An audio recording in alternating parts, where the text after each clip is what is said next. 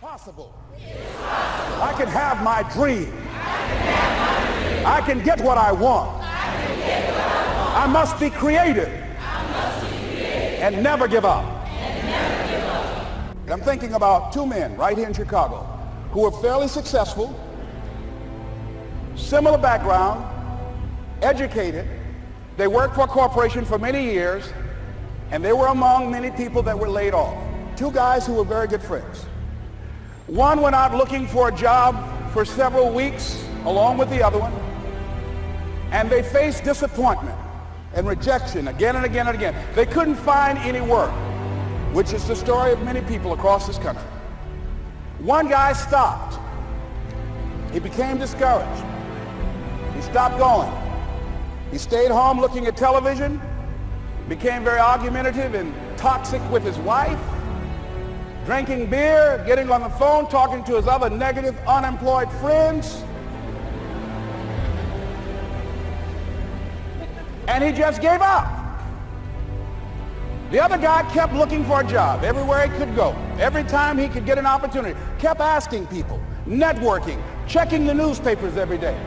Kept going everywhere he could, trying to find a job. You have too much education. You're overqualified. You won't be here long enough. He kept going. He kept going. He went to a place and said, look here, I tell you what, if you can't hire me, and I know you can use my talents, abilities, and skills, I don't want to sit home and do nothing. Just let me do some volunteer work. You don't have to give me anything, all right?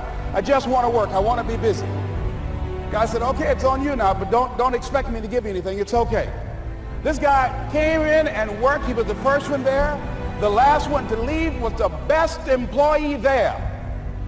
About 4 weeks later, one of the top managers quit.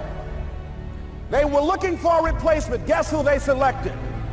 This other guy. This guy who was volunteering his time. He got the job. What was the difference between the two men? Eyesight and mindsight. Eyesight is judging on what you see, judging according to appearances. But mindsight is how you interpret what you see. One guy said, it's not possible, it's over, I'm finished. I can't do it. I can't make it. He surrendered. I've faced rejection again and again. I'm not going anymore. There are no jobs out there. But this other guy, he felt that in spite of the no's and rejections, in spite of how bad the economy is, in spite of what the newspapers are saying, that it's possible that somebody somewhere will give me a job. He just kept going, thinking it was possible. And guess what, ladies and gentlemen? That's what we have to do with our dreams. Most of you say you want to be successful, but you don't want it bad. You just kind of want it. You don't want it badder than you want to party. You don't want it as much as you want to be cool. Most of you don't want success as much as you want to sleep. Some of you love sleep more than you love success. And I'm here to tell you today, if you're going to be successful, you've got to be willing to give up sleep.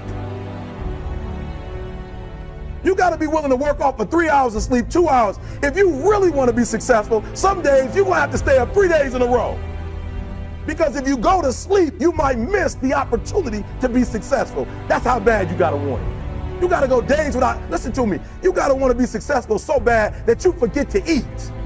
Most of you won't be successful because when you're studying and you get tired, you quit. And I'm here to tell you today, if you got somebody came in my office the other day crying. I said, look, don't cry to give up, cry to keep going. Don't cry to quit. You already in pain, you already hurt, get a reward from it. Don't go to sleep until you succeed. Some of you need to give up your cell phone because the time you spend on your cell phone could be used for your success. The time you could be using to be successful, you're using it on the cell. And the cell phone is not bringing you nothing but a bill. To be able at any moment to sacrifice what we are for what we could be. I don't do well in math. You're right. You ain't never studied. I'm not good in writing because you have never written before. No matter how bad it is, or how bad it gets, I'm going to make it. I'm going to make it. You have to give it everything you got. No more TV, no more parties, no more playing. If you don't have a 4.0, what you need to be doing is studying. The world is yours. So work hard and you can have whatever it is you want.